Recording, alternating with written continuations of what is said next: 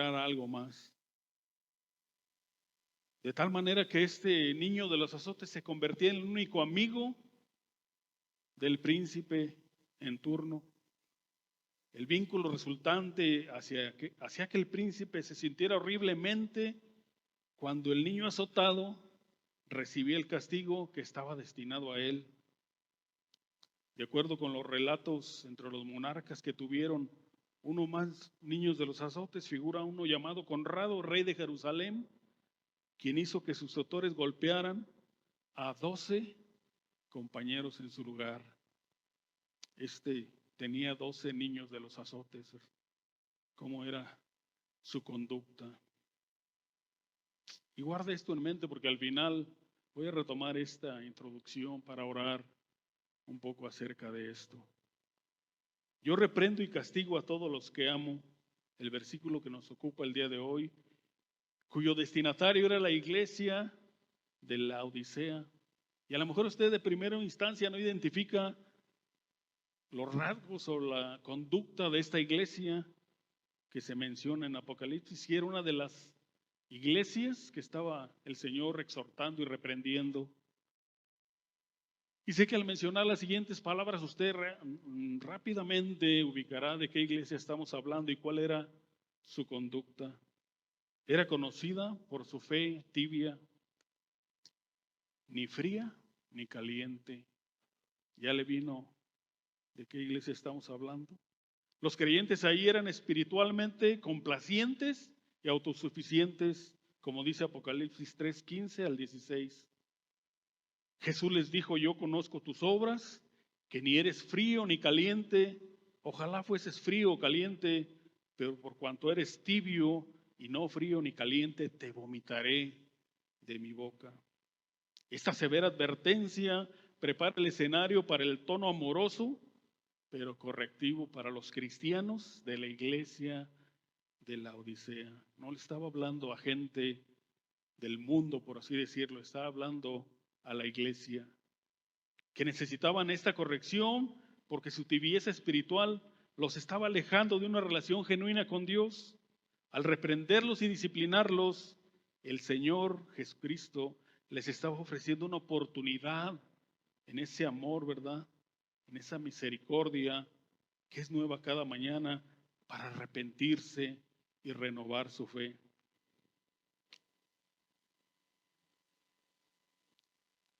Hermanos de la iglesia, los que ya tenemos tiempo, jóvenes, adolescentes que están aquí, que ya tienen entendimiento, ¿verdad? Para escuchar la palabra. Y a un joven por ahí vi que nos acompaña por primera vez.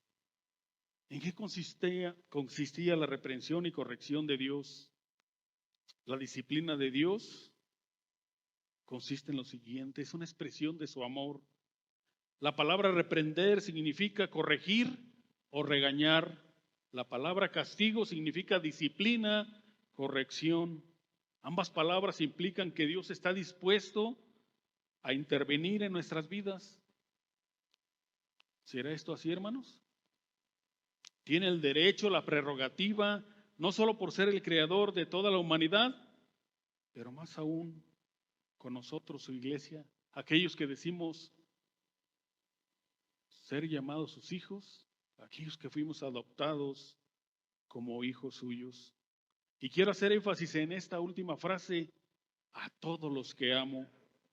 Es importante destacar la dicotomía, la separación que hace el Señor para con su pueblo, sus hijos y los no creyentes.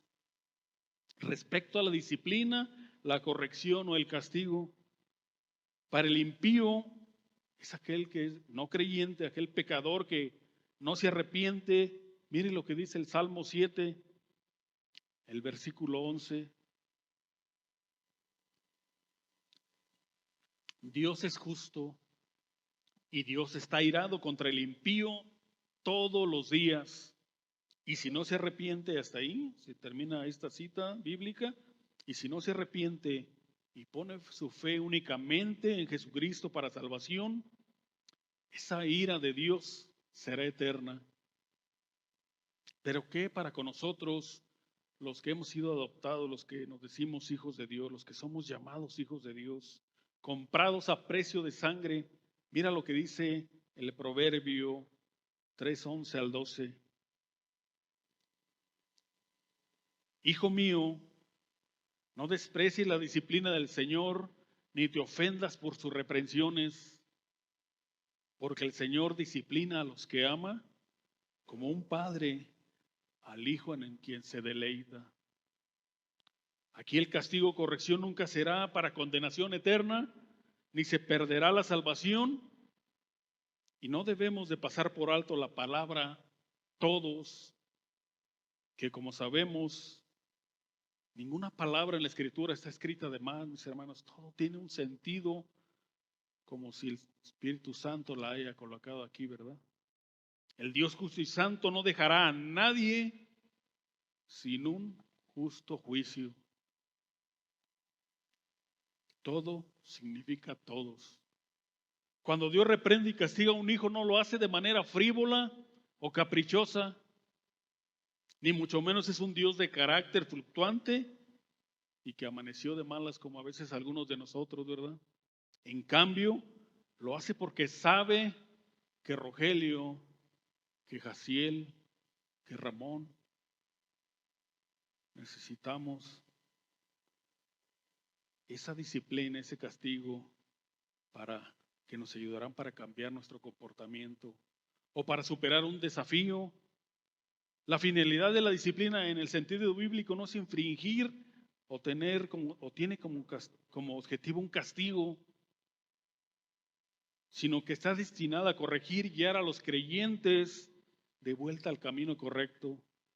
Así pues, la disciplina es la forma en la que Dios con amor hace que sus hijos pasen de la rebeldía a la obediencia. Mediante la disciplina nuestros ojos se abren más claramente a la perspectiva de Dios sobre nuestras vidas, como dijo el rey David en el Salmo 32. Bienaventurado aquel cuya transgresión ha sido perdonada y cubierto su pecado. En el verso 2 dice, bienaventurado el hombre a quien Jehová no inculpa de iniquidad. La disciplina nos hace confesar y arrepentirnos del pecado que aún no hemos superado. La disciplina es purificadora, también es un catalizador, acelera el crecimiento y la madurez del cristiano. Cuanto más conocemos a Dios, más conocemos sus deseos para nuestras vidas. La disciplina nos brinda la oportunidad de aprender y conformarnos a la imagen de Cristo. La disciplina es algo bueno. ¿Cuántos pueden decir amén? Como dice la carta a los hebreos, y mire qué glorioso. La disciplina es para que participemos de la santidad de Dios. Y para esto voy a manejar 5 encabezados, y es algo que le copié al pastor. 5 encabezados cortos. Los primeros tienen que ver el primero tiene que ver con Dios en el Antiguo Testamento. El segundo, y los iremos viendo cada uno, con Jesucristo y cómo amaba y reprendía a sus discípulos.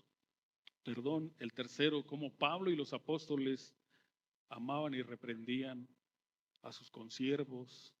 El cuarto, cómo los líderes de la iglesia que él ha puesto en la iglesia local aman y cuidan y reprenden a sus hermanos y aquellas ovejas que Dios les encomendó. Y el quinto es los líderes en el hogar. Usted como padre, cómo ama, cuida, disciplina y reprende a sus hijos. ¿Está listo? Vamos a comenzar con el primer encabezado. El Dios del Antiguo Testamento que protege, reprende y castiga a los que ama. Sé que está un poco largo, así es que esto lo va a obligar a escuchar el audio, ¿verdad? Ahí en la página.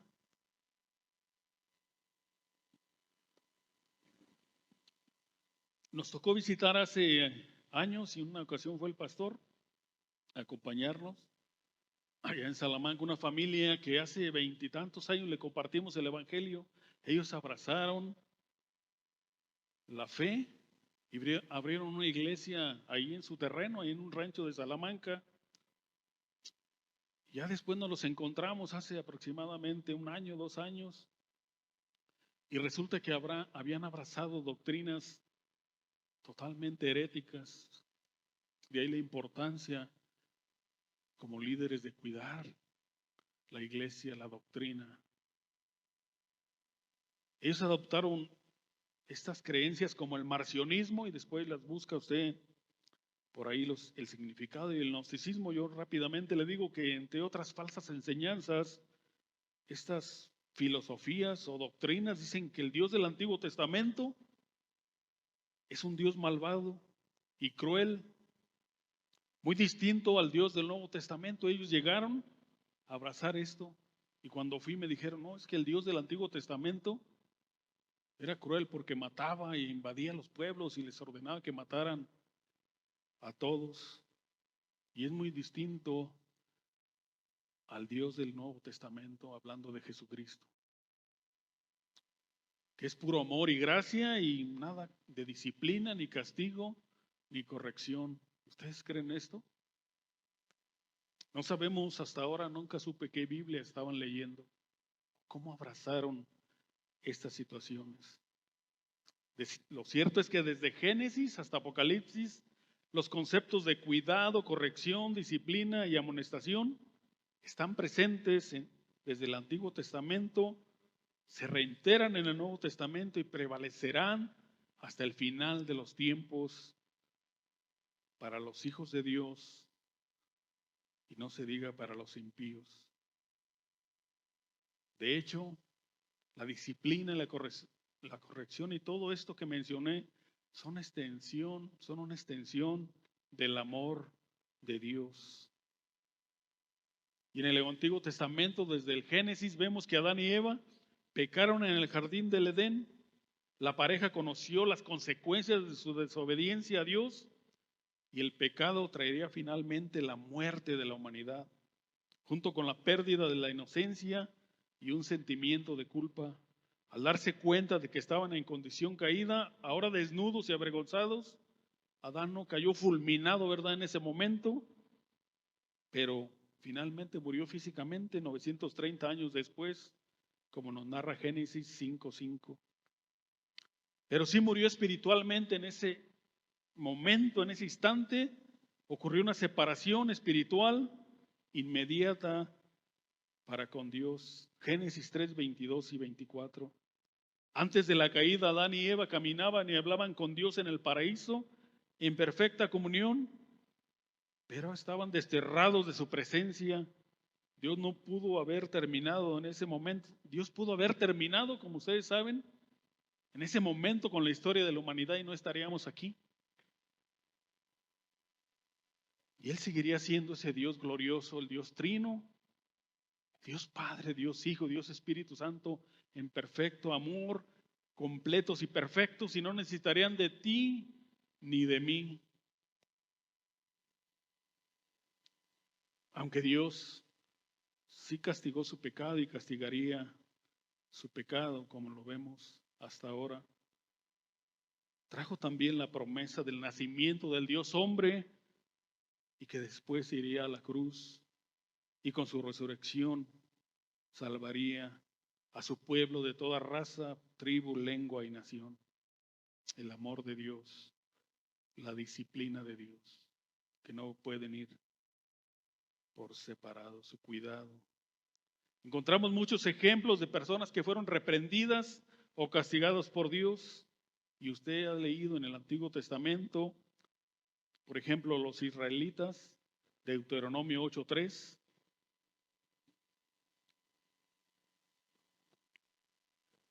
Y te humilló y te hizo pasar hambre y te alimentó con maná, alimento que tú ni tus padres conocían, para hacerte saber que no solo de pan vive el hombre, sino de toda palabra que sale de la boca del Señor. Tu ropa no se ha desgastado ni se te ha hinchado el pie en estos 40 años.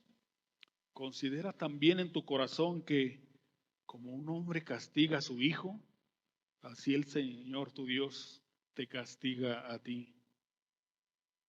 Si reflexionamos en este texto, vemos que se resume el amor, el cuidado, la provisión, la fidelidad y el obrar de Dios.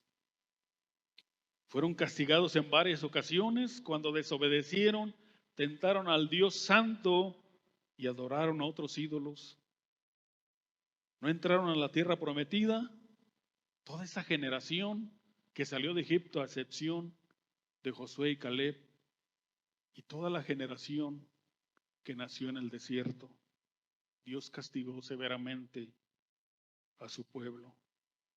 También vemos el trato de Dios en la vida de muchos siervos, y solo nombraré algunos rápidamente por cuestiones de tiempo, que ciertamente fueron salvos por la fe de la condenación eterna, ¿verdad?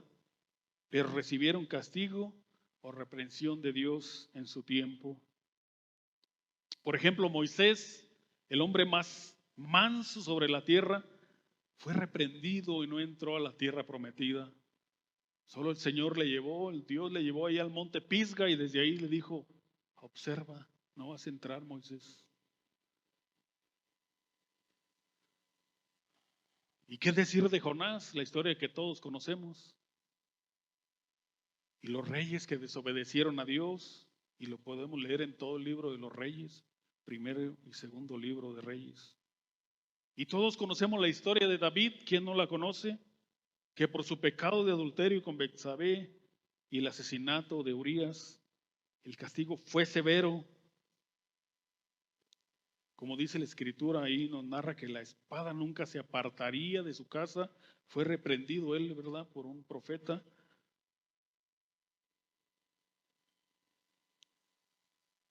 Y traería esto conflictos familiares, pues aún sus hijos abusarían de sus hermanas. En esa rebelión también que vemos como la de Absalón, ahí fue castigado el pecado de David. Y al final la muerte del hijo que nació de Betsabé. Y si hubo alguien que conocía al Dios que lo pastoreaba, ese era David, como vemos en el Salmo 23 y que nos sabemos de memoria casi todos, el cual nos habla del amor, del cuidado, de la protección contra los enemigos. Pero también en el verso 4 me encontré con este texto y que a veces lo paso de carrera: tu vara y tu cayado me infunden aliento. ¿Cuánto necesitamos que el Señor nos infunda ese aliento? Y solo a través de la disciplina, mis hermanos. Jehová es mi pastor, nada me faltará, y decimos amén. En lugares delicados pastos me hará descansar, amén, gloria a Dios. Junto a aguas de reposo me pastoreará, confortará mi alma, me guiará por sendas de justicia, por amor de su nombre. Tu vara y tu cayado me infunden aliento. Al final de la disciplina por haber pecado contra Dios, no debe haber nada más reconfortante y que traiga paz al corazón de saber que el Señor, al quien ama, disciplina. Y eso nos hace ver que somos sus hijos. Como dice el Proverbio 3:12, porque Jehová al que ama castiga, como el Padre al Hijo a quien quiere, lo cual dará descanso a nuestras almas. ¿Cuántos quieren ser disciplinados y corregidos por Dios? ¿Cuántos lo necesitan? Lo necesitamos. Segundo encabezado, el Señor Jesucristo ama y protege y reprende a sus discípulos. Vemos en los evangelios cómo Jesús protegió y confrontó a los lobos vestidos de ovejas. Como buen pastor, Jesús repetidas veces advirtió a su rebaño acerca de la influencia mortal de los falsos maestros. Eran lobos hambrientos que devoraban al rebaño. En su celo religioso instituyeron miles de rituales ceremoniosos y tradiciones inventadas por hombres. Lo peor de todo es que estorbaban a las personas para que no conocieran y amaran a Dios. Por consiguiente, Jesús en ese cuidado los confrontó y les advirtió severamente a sus discípulos: guardaos de los falsos profetas que vienen a nosotros con vestidos de ovejas, pero por dentro son lobos rapaces. Mateo 7:15 al 16. Con indignación moral perfecta, Jesús identificó sus falsas doctrinas y su falsa piedad, exponiéndolos públicamente por lo que realmente eran. Mas hay de vosotros, escribas y fariseos hipócritas, porque cerráis el reino de los cielos delante de los hombres. Mateo 23:13. Y el texto tan conocido, serpientes, generación de víboras, ¿cómo escaparéis de la condenación del infierno? Mateo 23:33. La tremenda reacción de Jesús contra los fariseos y escribas no suena muy afectuosa ni tolerante, y algunas personas no pueden imaginarse a Jesús desplegando una indignación moral o expresando una fuerte condenación, y es porque entienden mal el quién es el Señor. Su denuncia a los fariseos y escribas fue la expresión justa de Dios, del Dios hombre, en su juicio equitativo hacia ellos.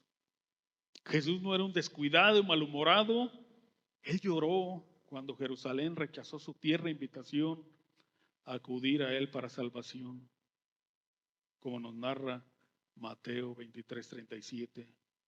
Se lamentó por la endurecida incredulidad del pueblo y sus líderes. Jesús, el verdadero profeta y maestro que arriesga su vida para advertir del peligro. Él es el vigía sobre el muro de la ciudad que clama para protegerlo de los invasores. Es el valiente protector que ahuyenta al lobo, al león y al oso, porque ama a sus ovejas. No sé si usted ha visto en el cine mexicano cuando es Semana Santa, nada, muestran a un Jesús pusilánime, falto de carácter, pone las manitas así y camina lentamente, no sé si se lo ha visto.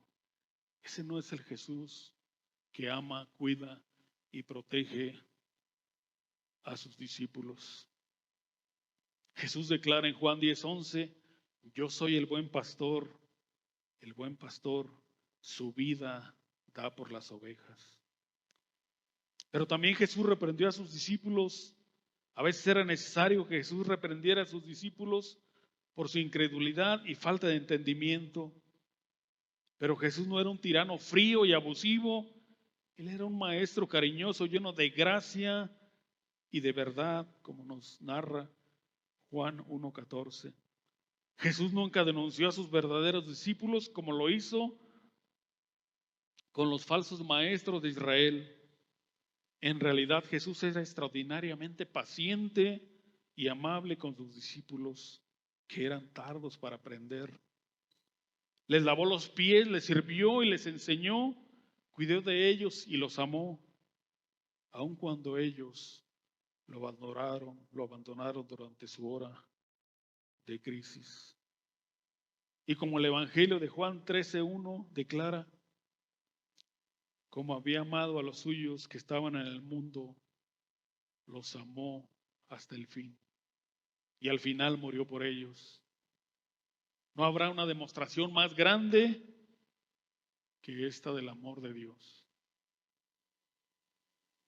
Tercer encabezado, los apóstoles aman, protegen y reprenden a sus consiervos y hermanos. Los apóstoles Juan, Pedro, Judas y el escritor de Hebreos y Santiago, el escritor de su carta, también dan fuertes advertencias acerca del peligro de ser engañados por un falso evangelio o creer en un Cristo falso. Pablo rechazó a los lobos cuando los lobos atacaban al rebaño de Cristo. Pablo se volvía un león inflexible. Estaba preparado para morir, para pelear y morir por la iglesia y la pureza del evangelio. Si no ve el libro, la carta a los Gálatas. Donde quiera que predicó el evangelio y fundó iglesias, los falsos maestros pronto aparecían para contradecir el mensaje de la cruz. Al igual que Jesucristo, Pablo no suena muy cariñoso ni tolerante respecto a estos falsos maestros. De cualquiera que predica un evangelio diferente, Él les dijo, sean malditos, sean anatemas. Gálatas 1:10. Llama a los falsos maestros engañadores, hipócritas, destructores, obreros impíos y perros. Dice de ellos, se disfrazan como maestros de Cristo cuando en realidad son agentes de Satanás. Y como lo dice 2 Corintios 11, 13, 15, y no os maravilla, porque el mismo Satanás se disfraza como ángel de luz. Así que no es extraño si también sus ministros se disfrazan como ministros de justicia. Las solemnes advertencias, como vemos de Pablo, son solemnes advertencias de Dios. La intolerancia de Pablo sobre los falsos maestros representa la intolerancia de Dios sobre estos falsos maestros. Los clamores de Pablo son los de un padre cariñoso y que cuida y protege a sus hijos del engaño. El celo de Pablo es un celo piadoso por preservar la pureza de sus amados convertidos en la fe. Porque os celo con celo de Dios, les decía Pablo a los Corintios en el capítulo 11, 2 y 3. Pues os he despojado como un solo esposo para presentaros como una virgen pura a Cristo. Pero temo, decía Pablo, que como la serpiente con su astucia engañó a Eva, vuestros sentidos sean de alguna manera extraviados de la sincera fidelidad a Cristo. Pablo advirtió y reprendió a los creyentes. No solo advirtió sobre los falsos maestros, sino también los protegió en la iglesia de las contiendas entre ellos y de volver a ese comportamiento, a ese pecado, a esa inmoralidad sexual. Vemos a Pablo en sus cartas llenas de exhortaciones, con los corintios, por ejemplo. Pablo a veces usa palabras severas. La razón por dicho lenguaje es que ellos estaban actuando como paganos. No obstante, estas duras reprensiones o severas advertencias no eran inconsecuentes con su amor. Estas surgían de su amor. Ese Pablo que no solo amaba, sino que lo demostraba y lo expresaba, como ya hemos visto en predicaciones anteriores. Hasta aquí, estos tres encabezados nos han llevado a ver cómo Dios en el Antiguo Testamento, el Hijo, Jesucristo en el Nuevo Testamento y los apóstoles en sus cartas nos enseñan cómo se debe de amar, cuidar y proteger al rebaño de Dios. Y el cuarto tiene que ver con los líderes de la iglesia local. Y aquí el Señor me habló a mí particularmente y por eso estoy aquí. Ya se me quitaron un poco los nervios, pero es el temor y el temblor delante de Dios. El cuarto encabezado, los líderes que aman, cuidan, protegen y reprenden a sus hermanos de la iglesia local.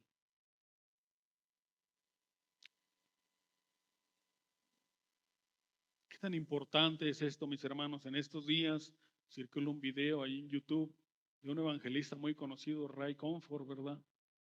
Que confrontó a Kirk Cameron, uno de parte de su equipo, quien ya comenzó a adoptar ciertas enseñanzas acerca del infierno, ya no cree en el infierno como tal, un infierno para los impíos, comienza a abrazar y permítame leer esta palabra bien, lentamente, el aniquilacionismo. Esto es que no habrá un infierno eterno, sino que serán aniquilados los impíos y no habrá una conciencia de ese lugar, contrario a lo que nos enseñan las escrituras. Van a desaparecer la doctrina de los testigos de Jehová, ¿verdad? Que ahí se van a quedar como dormiditos.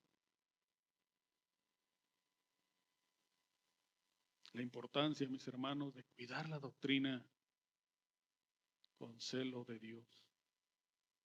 Al ir desarrollando este punto 4, los líderes encontraremos Ponga atención, líderes, las aplicaciones, de ahí mismo las vamos a tomar, y los cambios que seguramente tendremos que hacer, comenzando por mí, y algunos aspectos a mejorar en cuanto al cuidado, protección y reprensión de las vidas que Dios ha traído y está trayendo a esta su iglesia local.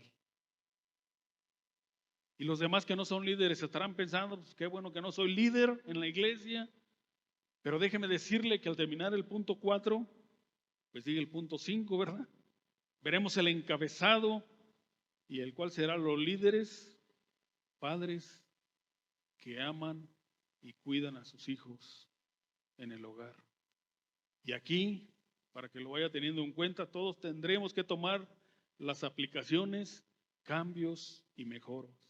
Por lo tanto, ruego su atención de todos. Y si no, mujer, si no tienes al varón, por X circunstancia, tú eres la encargada de tu casa. Dios en su infinita sabiduría ha puesto círculos de autoridad, de protección y de cuidado en la familia, en la sociedad y en la iglesia. Desde el Antiguo Testamento hay un texto que a mí me confronta grandemente y que me hace pensar si realmente tengo ese llamado. Jeremías 3:15: y os daré pastores según mi corazón, que os apacienten con ciencia y con inteligencia. La promesa del Dios que Dios da a su pueblo: pastores, líderes que los amen, que los cuiden, que los apacienten, pero no como ellos quisieran, sino conforme al corazón de Dios, con sabiduría, con inteligencia de lo alto, que Él mismo dijo que rogáramos y Él la daría en abundancia. Esta promesa aplicó no solo para el pueblo de Israel, sino que tiene vigencia para la iglesia de todos los tiempos y para nuestra iglesia local. Pastores conforme al corazón de Dios. ¿Cuántas ovejas quieren un pastor conforme al corazón de Dios? Yo digo amén. En Efesios 4:11, ya en el Nuevo Testamento, nos dice Pablo, inspirado por el Espíritu Santo, que Jesús mismo instituyó, Efesios 4:11, a unos apóstoles, a otros profetas, a otros evangelistas y a otros pastores y maestros, a fin de perfeccionar a los santos para la obra del ministerio, para la edificación del cuerpo de Cristo. No abundaré en los ministerios de apóstoles y profetas, pero sí recordarles que, como enseñamos en nuestra confesión de fe, estos ministerios ya no están, ¿verdad?, en operación, ya no son vigentes para nuestro tiempo. Y si alguno tuviera alguna duda de por qué creemos esto, acérquese con nosotros, con gusto, con amor le explicaremos. Pero sí están en operación los dones o ministerios de evangelistas, pastores y maestros para alimentar, apacentar e instruir a la grey de Dios en esta iglesia local. En la actualidad, como líderes que el Espíritu Santo ha colocado en esta iglesia, tenemos el solemne deber de apacentar, guiar, amonestar a quienes Dios ha puesto bajo nuestro cuidado. El trabajo arduo y constante de los pastores, también llamados ancianos u obispos, es enseñar la palabra de Dios en primer lugar, cuidar la sana doctrina, como ya vimos la importancia, y advertir de falsas enseñanzas y falsos maestros, amonestar, pero también reprender. Segunda de Timoteo 4:2, Pablo instruye a Timoteo que prediques la palabra, que instes a tiempo y fuera de tiempo, redarguye, reprende, exhorta con toda paciencia y doctrina. En realidad, una buena cantidad de ese tiempo lo usarán los pastores y líderes Y es un trabajo muy arduo. Por si usted creía que el pastor no trabaja. Pablo le dice a Tito, exhorta y reprende con toda autoridad. Tito 2:15, y a veces repréndelos duramente. Tito 1:13. Pablo le encarga a Timoteo también que prediques la palabra, que instes a tiempo y fuera de tiempo, redarguye y exhorta el texto que leímos. A veces los pastores tienen que reprender, no nada más a las ovejas, sino también a los líderes y maestros. Y de ellos manda a Pablo, repréndelos delante de todos, para que los demás también teman.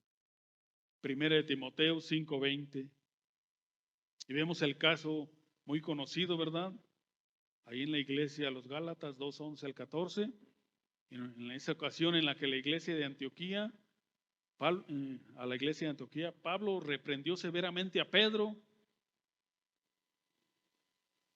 y a su propio colega Bernabé por comprometer el evangelio. Qué tan importante era esa reprensión. No estaba en juego las canicas, ni siquiera la vida de Pablo. Estaba de por medio el evangelio y poner en riesgo la unidad de la iglesia también. Pablo y Bernabé y otros creyentes judíos habían dejado de comer con sus hermanos y hermanas gentiles para apaciguar a los creyentes judíos de Jerusalén. Querían quedar bien con todos. Pablo entendió que no era un momento para la paciente tolerancia, sino para adoptar una acción inmediata y una posición fuerte e intransigente, advertir del peligro, corregir la conducta rebelde y reprender el pecado. Son todos aspectos involucrados en la tarea de guiar con amor. Como dice un comentarista, lo opuesto del amor no es corrección, sino indiferencia. Es un aspecto de suma importancia del ministerio, es no ser negligente, falto de amor, impaciente, áspero e indiferente. Líderes hermanos, nunca debemos olvidar con quienes estamos trabajando y quienes Dios nos ha puesto bajo su cuidado, es la iglesia de Cristo, que Él compró con su sangre, ovejas que se nos ha encomendado en esta iglesia, y a ustedes, padres y madres de familia, a los hijos que son prestados, son herencia del Señor, pero son de Él. Del siguiente apartado podemos extraer las aplicaciones como líderes de la iglesia y como líderes del hogar, padres y madres. Y es que la forma en que nosotros como líderes advertimos y corregimos a nuestros hermanos, hijos, también es crucial. Por lo tanto, considere estos principios básicos al confrontar y reprender, y tome nota.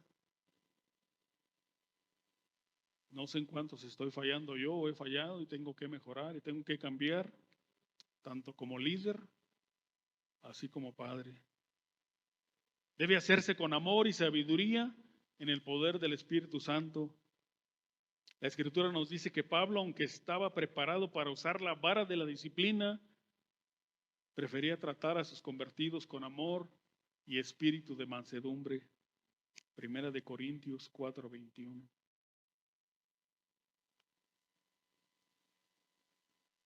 ¿Cuáles son las directrices que nos da el Señor?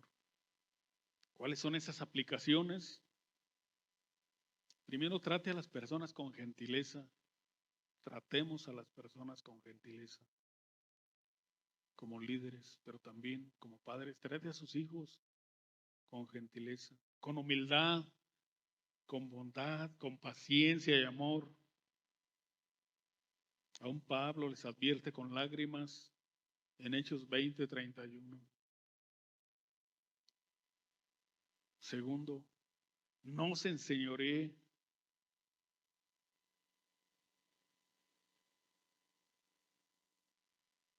Ayúdelos a estar firmes en la fe, tanto a los que Dios ha puesto bajo su liderazgo como a sus hijos. Las cartas de Pablo demuestran una diplomacia y tacto magisteriales. No obstante, aún así, no deja de derramar su corazón en las más tiernas expresiones de cariño que se encuentran en el Nuevo Testamento. 3. Controlemos nuestras actitudes. No trate con las personas ni con sus hijos ásperamente. Esas conversaciones en voz alta, amenazantes, pueden hacer eco en la mente de una persona para toda la vida. Y vaya que yo llegué a hacerlo. Por lo tanto, la Biblia dice, sea el siervo de Dios, que aplica para nosotros como padres, sean prontos para oír. Proverbio 29:22. Tardo para hablar, tardo para airarse, porque la ira del hombre no obra la justicia de Dios. Santiago 19:20. También el proverbio que cité, 29:22, dice, el hombre iracundo levanta contiendas y el furioso muchas veces peca. Otro punto. Tenga un espíritu tranquilo y autocontrolado. Es esencial para una confrontación eficaz. Como dice el proverbio 12:18, hay hombres cuyas palabras son como golpes de espada, mas la lengua de los sabios es medicina. Hay otra parte, ¿verdad? Proverbio 15:1, la blanda respuesta quita la ira, mas la palabra áspera hace subir el furor. Y Colosenses nos da una instrucción que yo a veces no consideraba. Sea vuestra palabra siempre con gracia. ¿Cómo le habla el Señor a usted como líder y como padre? Sazonada con sal, dijo Pablo, para que sepáis cómo debe responder a cada uno. No sea áspero, mi hermano. Otro punto. Hable en forma afable y cortés. No se apresure a hacer acusaciones, porque a nadie le gusta ser acusado falsamente. ¿Le ha pasado que ya estamos acusando a un consiervo, a una persona que estamos discipulando, a alguien que está bajo nuestro cuidado, pero también a nuestros hijos? A mí sí me pasó muchas veces. Su acusación puede ser injusta, puede que no tenga todos los hechos correctos y usted puede estar equivocado. Comience declarando el problema objetivamente y pidiéndole a la persona una respuesta. Siga la regla de oro. Cualquier cosa que quiera que los demás hagan con usted, haga también usted con ellos. Mateo 7:12. En cierta ocasión íbamos allá en Salamanca y vimos a unos hermanos de muchos años, ya tendrán unos 60 años. Y si yo no hubiera visto lo que hicieron después, me quedo con esa impresión. Llevaban una lata de cerveza en la mano. Yo dije, órale, estos bro ya se hicieron borrachillos. Pero no tenía toda la información. Y más adelante vi que la hermana iba juntando latas. Vació de otra y le vació el líquido que tenía ella, todo caliente, no sé. E iba aplastando su lata, ¿verdad? ¿Cuántas veces nos adelantamos y acusamos?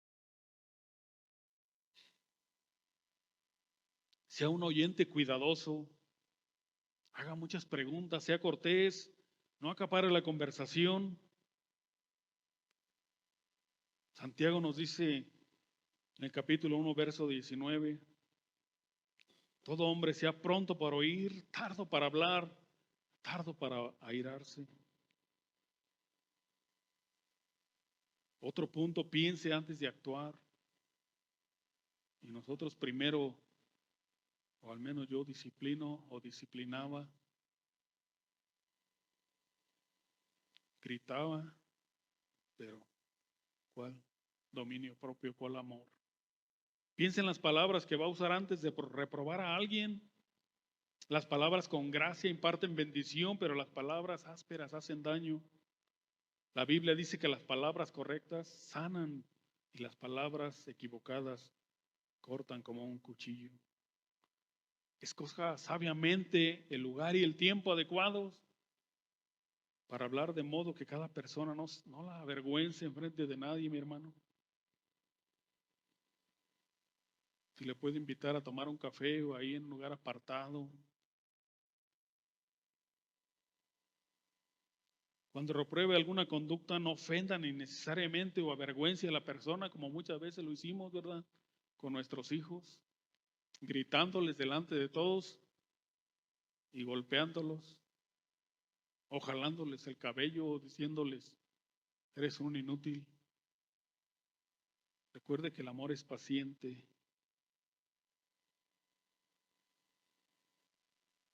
Y otra cosa bien importante, la reprensión ha de hacerse con el uso de la escritura. Recuerde que toda la escritura es inspirada por Dios y es útil para enseñar, para redarguir y para corregir. No solo en la iglesia, también a nuestros hijos. Segunda de Timoteo 3:16. Por tanto, todo lo que necesitemos para advertir y corregir a otros está provisto por Dios en su palabra. No corra al compadre o no corra a la suegra, ¿verdad? Corra a la palabra. Los escritores del Nuevo Testamento usaron las escrituras para respaldar sus advertencias y enseñanzas. Y nosotros deberíamos hacer lo mismo. Porque el siervo del Señor no debe ser contencioso, en resumen, sino amable para con todos. Segunda de Timoteo 2:24-26. Apto para enseñar, sufrido, que con mansedumbre corrija a los que se oponen, por si quizá Dios les conceda que se arrepientan para conocer la verdad y escapen del lazo del diablo. 5, 4 fue para los líderes, pero las aplicaciones las podemos hacer como padres. Un padre, una madre, si usted está al frente de su hogar por cualquier situación, que ama, protege y reprende a sus seres queridos, a sus hijos. Amados hermanos, hemos llegado hasta este punto. ¿Quién sigue pensando que la disciplina y la corrección son malas? ¿O quién tenía ese concepto?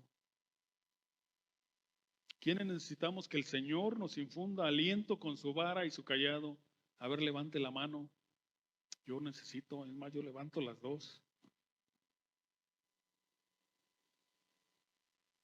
Esto va nada más para los jóvenes y los adolescentes, porque a veces pensamos que la iglesia nada más somos los grandes, ¿verdad? Los adultos. Jóvenes y adolescentes, quienes necesitan protección, reprensión y cuidado de sus padres. A ver, empezando por aquí, hay jóvenes, 2, 4, bien. Levanten la mano. ¿Qué dice? ¿Ya me la diste, papá? ¿Ya te pasaste? No. Ahora con sabiduría, hijos en el Señor.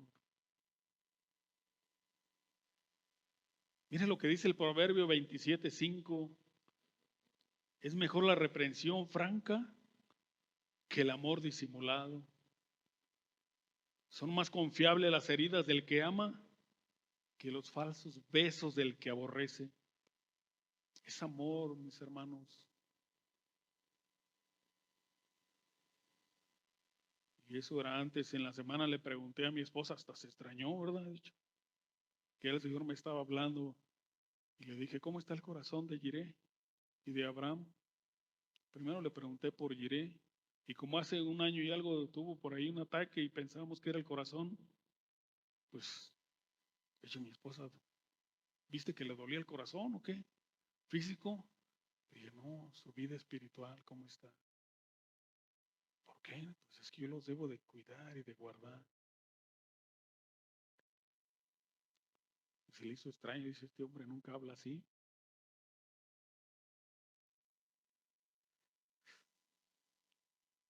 Tristemente siempre que se habla de disciplina o de mal cuidado o de este pecado que se deja, ¿verdad? A mí me viene a la mente como líder y como padre de familia la vida del sacerdote Elí, sacerdote y juez bíblico. Ahí usted puede ver la historia en el primer libro de Samuel. Elí sirvió en Silo, siendo el mentor del profeta Samuel en Silo, ¿verdad? Porque no tiene acento, y antecesor de los reyes de Israel. No había reyes, primero fue Saúl, pero ya estaba ahí gobernando Elí. Su historia narra en el primer libro del profeta Samuel y nos destaca la corrupción con que sus hijos, Ofni y Fines, actuaban con irreverencia hacia las ofrendas del Señor, pero Elí nunca los disciplinó severamente. Primera de Samuel 2:12 dice que los hijos de Elí eran hombres impíos y no tenían conocimiento de Jehová. ¿Cómo es que siendo el sacerdote y juez del pueblo de Israel, no conocían a Dios, mis hermanos? ¿Cómo tú siendo padre, porque era líder, pero también era padre Elí, ¿verdad? Reflexiona en esto, mi hermano. El verso 17, era pues muy grande delante de Jehová el pecado de los jóvenes, porque los hombres menospreciaban las ofrendas de Jehová. Y usted puede leer toda la historia ahí en el primer libro de Samuel. El Señor en su misericordia y ya con ese juicio les manda un profeta, ¿verdad? Un siervo. Y en el capítulo 13 del primer libro de Samuel, y les mostraré que yo juzgaré su casa para siempre. Disciplina y corrección de Dios. ¿Por qué? Por la iniquidad que él sabe, porque sus hijos han blasfemado a Dios y él no los ha estorbado.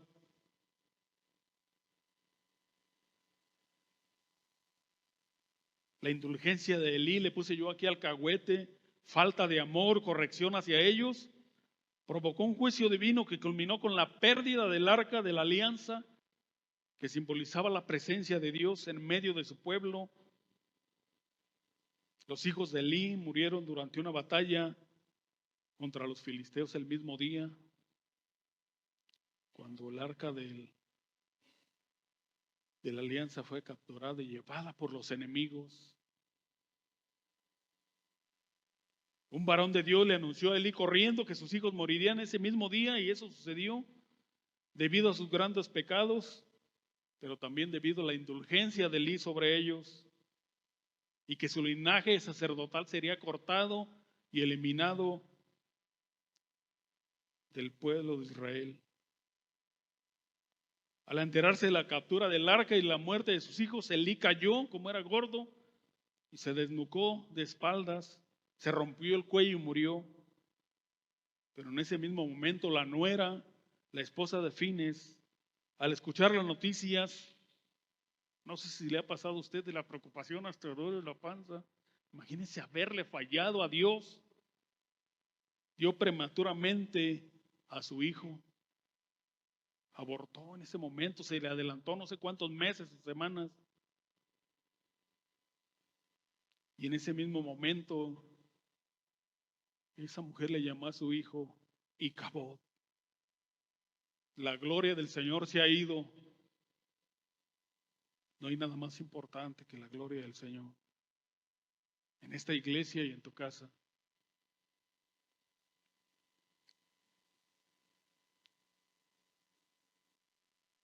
Esto marcó el fin de su linaje en el sacerdocio y de una generación. En su casa nunca más habría un varón que continuara con ese sacerdocio. Amados hermanos, adultos, jóvenes y adolescentes, no hay nada más serio que la gloria de Dios. cómo estamos actuando, cómo estamos con nuestro pecado remanente, porque este estará en nuestras vidas hasta que esté durante todo el tiempo de este lado de la eternidad. No solo tendremos que lidiar con la disciplina por nuestra desobediencia, sino que también tenemos que lidiar con las consecuencias naturales del pecado que a diario pudiéramos cometer.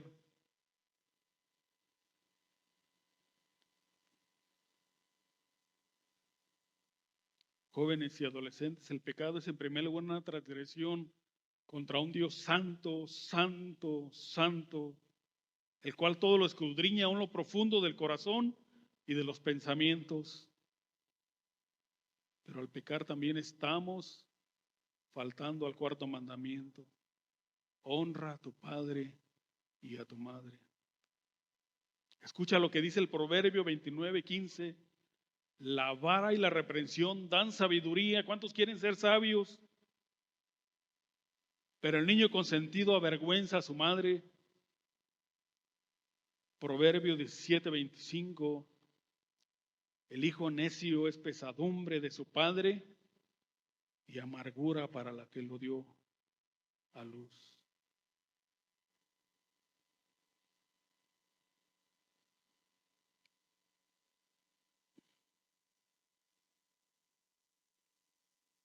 Recuerda lo que dice el Proverbio 22:15: la necedad está ligada al corazón del muchacho. Me acuerdo, hay tantos testimonios, yo creo, de nosotros como hijos en cuanto a la disciplina. Allá hay un baldío por aquí, bueno, ahí vive ya nuestro hermano Eduardo el joven, aquí cerca donde yo me juntaba de niño, ahí por la calle Galeana. Y en ese momento yo empezaba a fumar. Llegué con mi mamá, estaba haciendo atole, no sé. Dije, mamá, dijo, a ver, ven, sóplame. Aspiré, ¿verdad? ¿Cómo sí? No soplé. No, acércate, sóplame. Y ya yo le soplé. Dije, ¿quieres hervir calientito? Prendían las mamás de antes con un rollo de periódico de la estufa, lo prendió. Abra la boca, me dijo, pero no más feo, ¿verdad? Abra el de los animales. No, mamá, no. Una manera muy, no, nada ortodoxa, y me disciplinó de tal forma que nunca más volví yo nunca me quedaron ganas de fumar. Ahora le agradezco por cuánto dinero me ahorré, porque mis pulmones son de un deportista, aunque no hago deporte.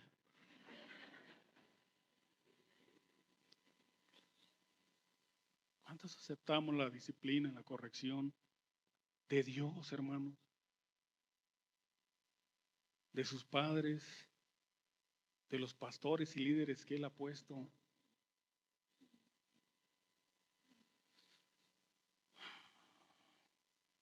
Proverbios 19:18: castiga a tu hijo, entre tanto que hay esperanza. Mas no se apresure tu alma para destruirlo. Padres, debemos de pedir sabiduría al aplicar la disciplina, corrección. Dijo un hermano ahorita que estábamos orando allá, dijo, si todo esto lo hubiéramos sabido cuando nuestros hijos estaban pequeños, híjole, usted no sabe cuánto se nos hubiera ahorrado. Dolores de cabeza hasta del corazón. En estos días en el grupo de comunión platicábamos de cómo los bebés, ¿verdad? Cómo nos da luz la hermana Dulce a sus hijos y por las que pasaron, y mi esposa con mis hijos. Si a mí me da miedo ver los partos en la tele, le digo a mi esposa, cámbiale. Esa película va a parir una señora, cámbiale. Me duele. Imagínense a ellas, hijos, mediten.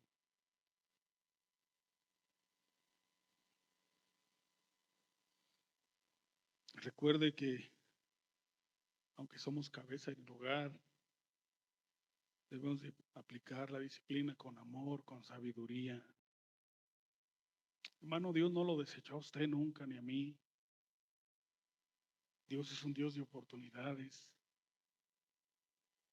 Sus hijos se equivocaron, los míos también. Yo me equivoqué, déles oportunidad. Recuerde que Dios renueva sus misericordias cada mañana. Es cierto, debe ser disciplinado, claro que sí. Pero esa disciplina no debe durar todo el tiempo. ¿Acaso Dios está enojado con usted todos los días? Contra el impío sí, pero contra usted no. Contra aquel hijo que reprueba en la prepa o en la universidad. Ya no, ya salte burro. Cuando yo tenía tu edad, puros dieces y tú, ay, puros dieces, no es cierto.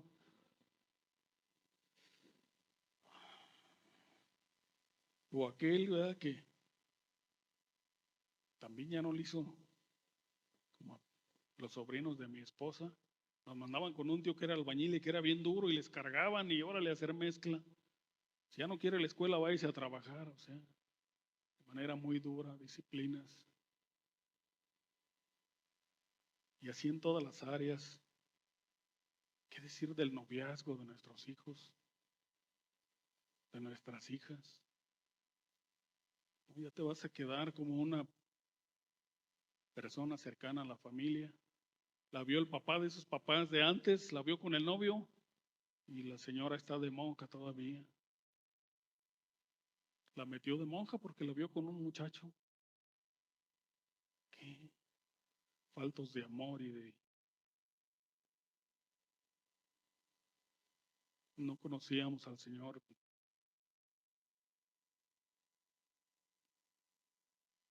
La desobediencia o la tendencia a ignorar la instrucción tienen raíces profundas en la naturaleza humana,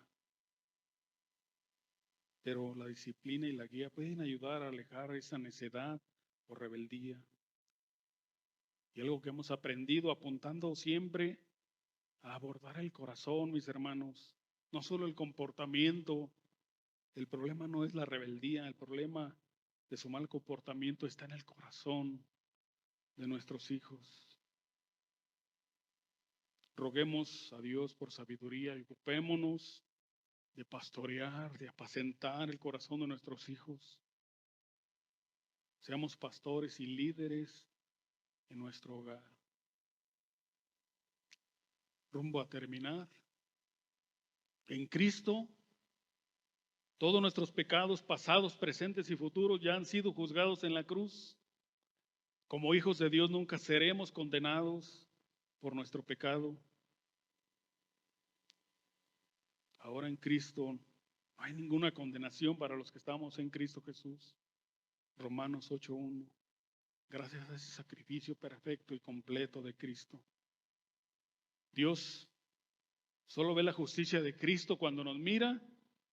Con Jesús nuestro pecado ha sido clavado en la cruz y nunca más seremos castigados por Él en el sentido de ser condenados.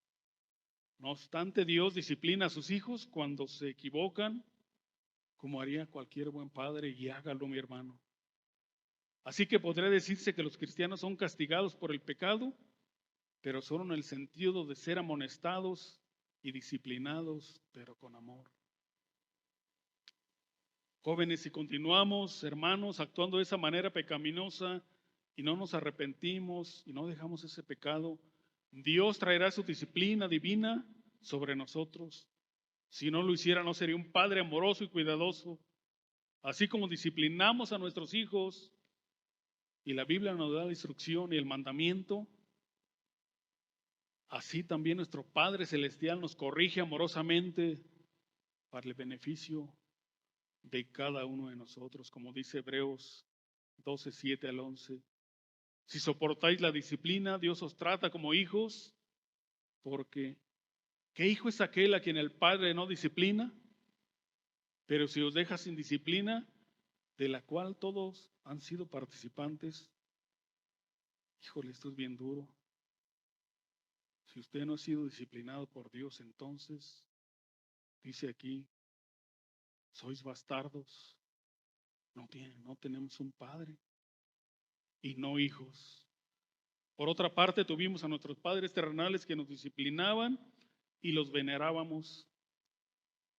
¿Por qué no obedeceremos mucho mejor al Padre de los Espíritus y viviremos? Y aquellos que ciertamente por pocos días nos disciplinaban, como a ellos les parecía, pero para lo que nos es provechoso, para que participemos de su santidad.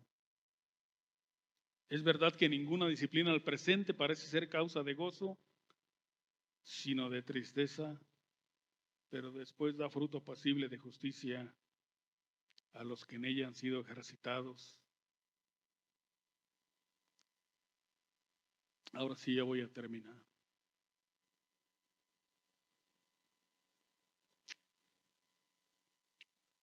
Me da gusto por este joven que está aquí por primera vez. Y a lo mejor usted está por segunda o tercera vez, o a lo mejor ya tiene tiempo viniendo a la iglesia. Jóvenes, adolescentes, adultos, ¿verdad? Porque siempre se la tiramos a los jóvenes. Si tú no estás en Cristo, hoy es el día. Hoy, para huir de la ira de Dios. Cristo vino a salvarte de la ira del Padre, de la ira de Dios. La segunda persona de la Trinidad vino a este mundo en forma de hombre para que tú no sufrieras la ira de Dios. Fíjate lo que dice Apocalipsis 5:4. Si tú no estás en Cristo, es el día de hoy. Y lloraba yo mucho porque no se había hallado a ninguno digno de abrir el libro, ni de leerlo, ni de mirarlo.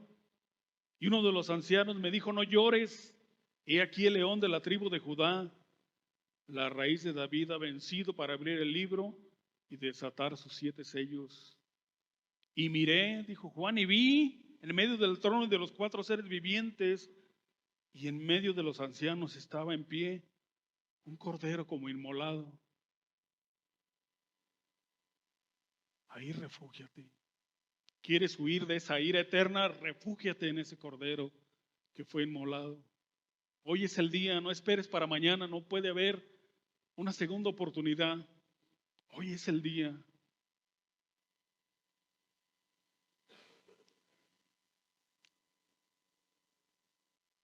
Y a los que hemos puesto nuestra fe en el sacrificio perfecto y completo de Jesucristo.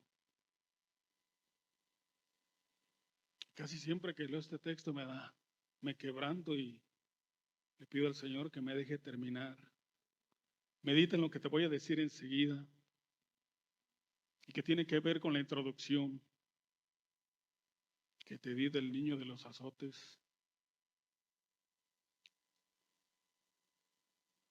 Contrario a ese niño de los azotes, el Padre eterno, ese rey, ¿verdad?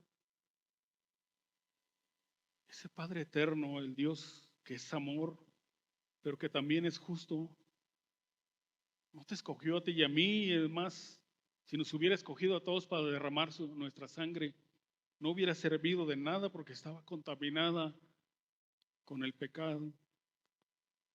Tampoco mandó un ángel a morir, ni se ofreció a sí mismo. Dijo, yo con todos los reinos del mundo satisfago mi ira.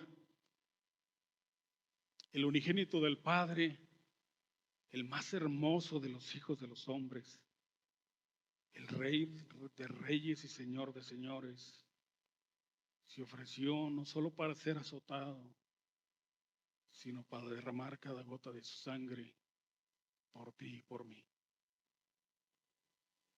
Isaías 53, del 3, del 4 en adelante. Del 3 voy a leer, despreciado y desechado entre los hombres, varón de dolores, experimentado en quebranto y como que escondimos de él el rostro. Fue menospreciado y no lo estimamos. Ciertamente llevó en nuestras enfermedades y sufrió nuestros dolores. Y nosotros le tuvimos por azotado, por herido de Dios y abatido. Mas él fue herido por nuestras rebeliones, molido por nuestros pecados. El castigo de nuestra paz fue sobre él y por su llaga fuimos nosotros curados. Todos nosotros nos descarriamos como ovejas, cada cual se apartó por su camino. Mas Jehová cargó en él el pecado de todos nosotros. Angustiado él y afligido no abrió su boca, como cordero fue llevado al matadero, y como oveja delante de sus trasquiladores, enmudeció y no abrió su boca. Ponte de pie, vamos ahora.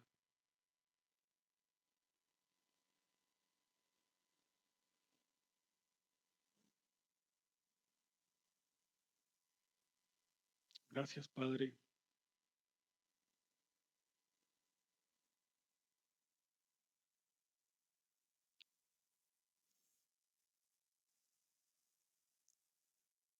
Por el privilegio de poder llamarte Padre y Señor.